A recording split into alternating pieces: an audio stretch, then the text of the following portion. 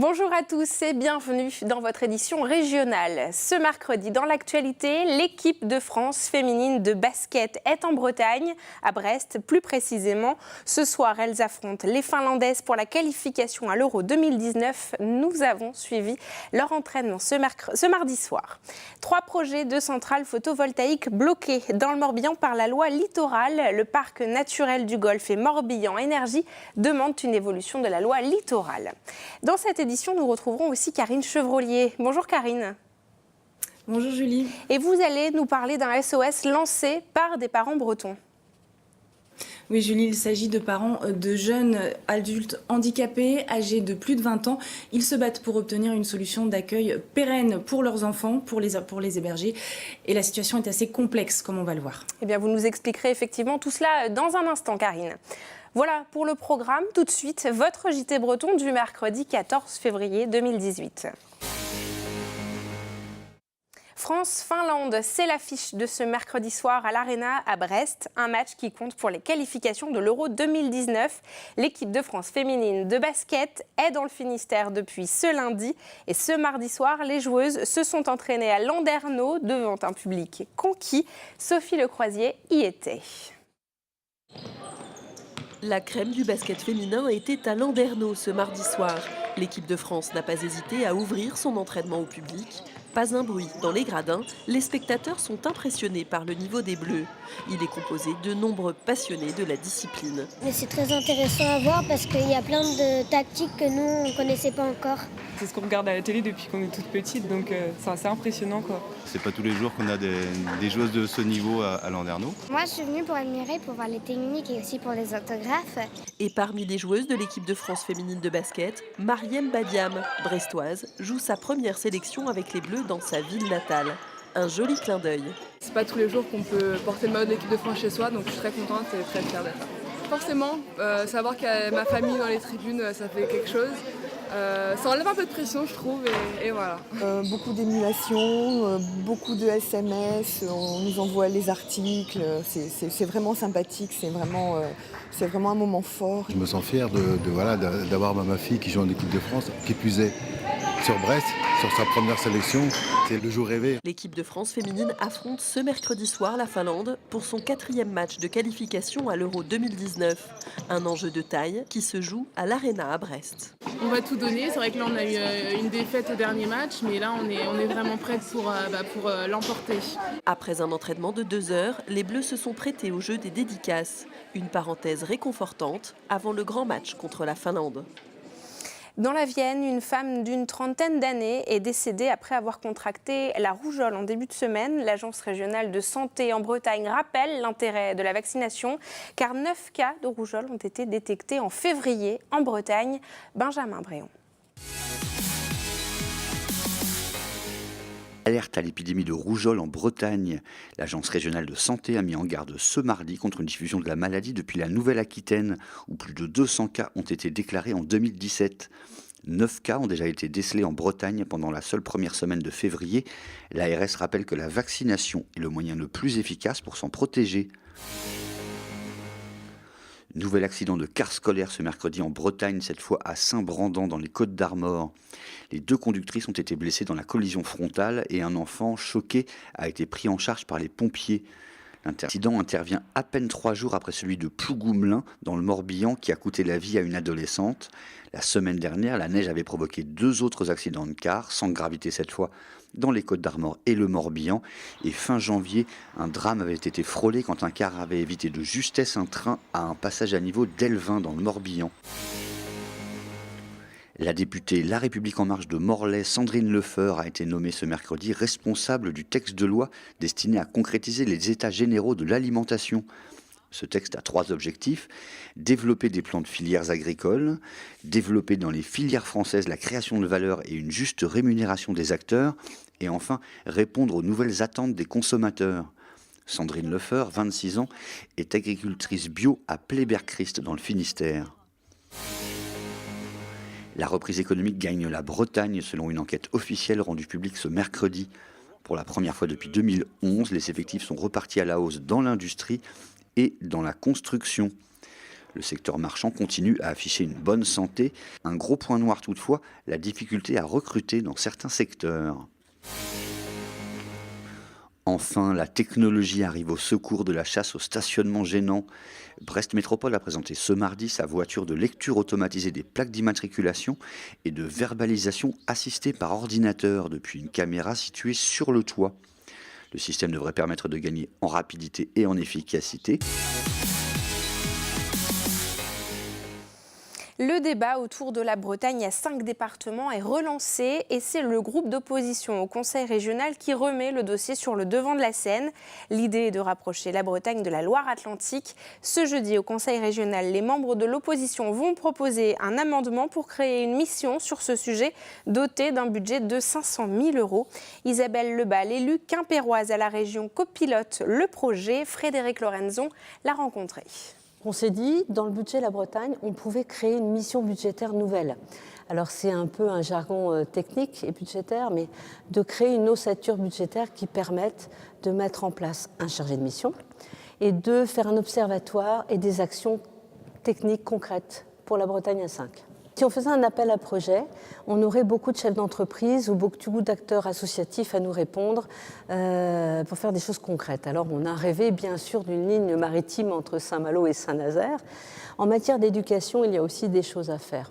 Sur l'enseignement de la langue bretonne, il se passe des choses dans le Finistère. Pourquoi ne pas les reproduire dans l'ensemble des départements et des 5 départements ? Je prends un exemple éducatif, ça peut être aussi un incubateur pour créer des entreprises nouvelles sur le territoire de la Bretagne à 5 départements. Je pense que les Bretons ne sont pas en manque de créativité, d'audace et d'innovation. Donc voilà, c'est ce qu'on a envie de dire, c'est moderne, c'est ouvert, c'est connecté et on met des moyens financiers pour y arriver. Je vous le disais en titre, 3 sites ont été identifiés dans le Morbihan pour accueillir des centrales photovoltaïques, mais impossible de concrétiser ces projets à cause de la loi littorale. Les présidents du parc naturel du golfe du Morbihan et Morbihan Énergie se mobilisent. Ils demandent une évolution de la loi. Reportage de Fanny Coconnier et Frédéric Lorenzon. Une partie de l'exploitation de cette carrière de Sarzeau cessera en novembre prochain. 10 hectares de ces terres deviendront disponibles. Le maire de la commune et le syndicat Morbihan Énergie souhaiteraient y implanter une centrale photovoltaïque comme sur 2 autres sites proches. Nous avons des sites qui répondent totalement à la possibilité d'installer du photovoltaïque au sol. Les sites qui nous intéressent nous permettraient de couvrir 1/3 de la consommation de la ville de Sarzeau. Et Bonervaux, donc qui est sur Tex-Noyalo, nous permettrait d'avoir 20% de la couverture. Aujourd'hui, sur le périmètre du parc naturel régional, l'énergie verte produite localement ne représente que 3% de la consommation du territoire.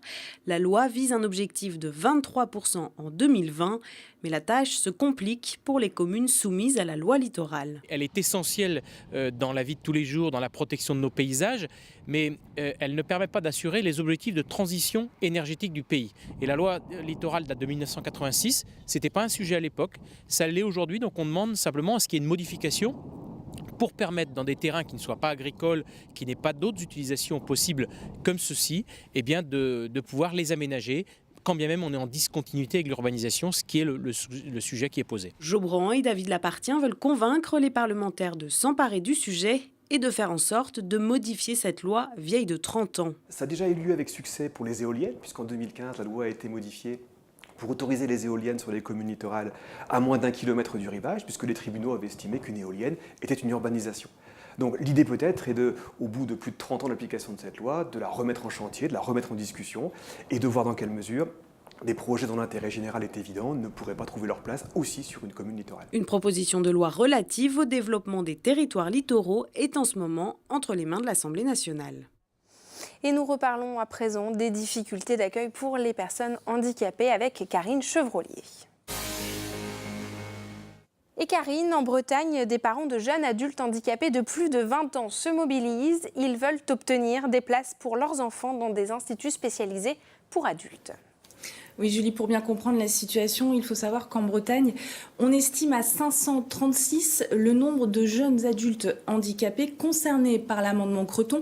Alors l'amendement Creton, c'est quoi? C'est un dispositif pris en 1989 qui permet aux jeunes de plus de 20 ans de rester dans les établissements et services médico-sociaux pour enfants dans l'attente d'obtenir une place dans un établissement pour adultes. Une solution provisoire qui soulève d'autres problématiques. Et on va tout de suite d'ailleurs regarder votre reportage pour voir ça. Marie-Noël et Marie-Hélène gardent le sourire et pourtant c'est un profond désarroi que les deux mamans expriment aujourd'hui. Leurs enfants, François et Johan, ont plus de 20 ans mais sont toujours dans un IME, un institut médicalisé pour enfants.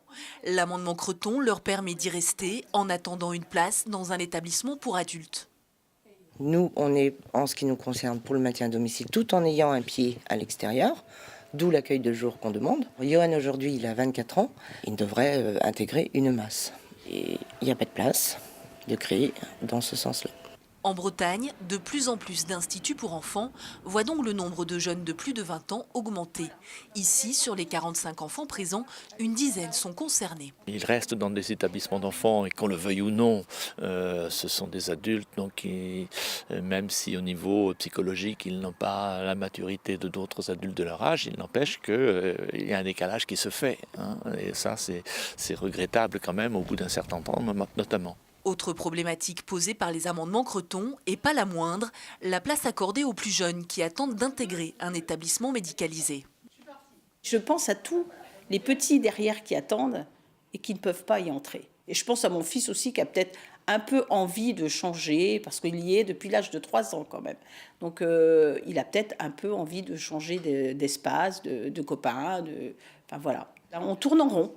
Pour moi, l'amendement Creton est bien, mais il a ses limites. Pour alerter sur cette situation, les deux mamans ont donc créé un collectif de parents pour l'accueil des jeunes handicapés de 20 ans et plus. Des parents qui souhaitent pour certains des places en internat, mais aussi la création de places en accueil de jour. Alors Karine, ce collectif, il en est où ?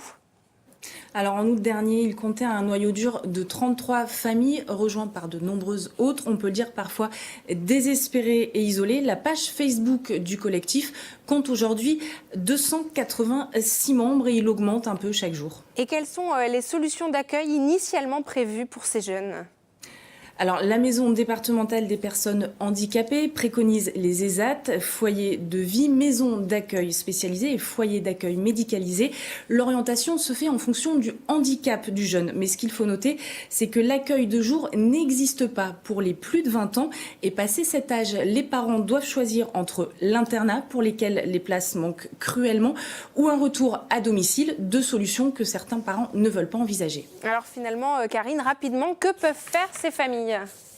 Alors, vous l'aurez compris, le problème est avant tout financier, mais il faut savoir que l'Agence régionale de santé a récemment créé 14 places en accueil de jour pour répondre aux attentes de ces familles. Il reste 522 familles sans solution pour le moment. Un rendez-vous est toutefois espéré avec l'ARS, mais aussi avec le cabinet de Sophie Cluzel, secrétaire d'État chargée des personnes handicapées. Pour le moment, c'est un peu le statu quo. Une situation complexe, effectivement. Merci beaucoup, Karine, en tout cas, pour ces informations. Merci, Julie.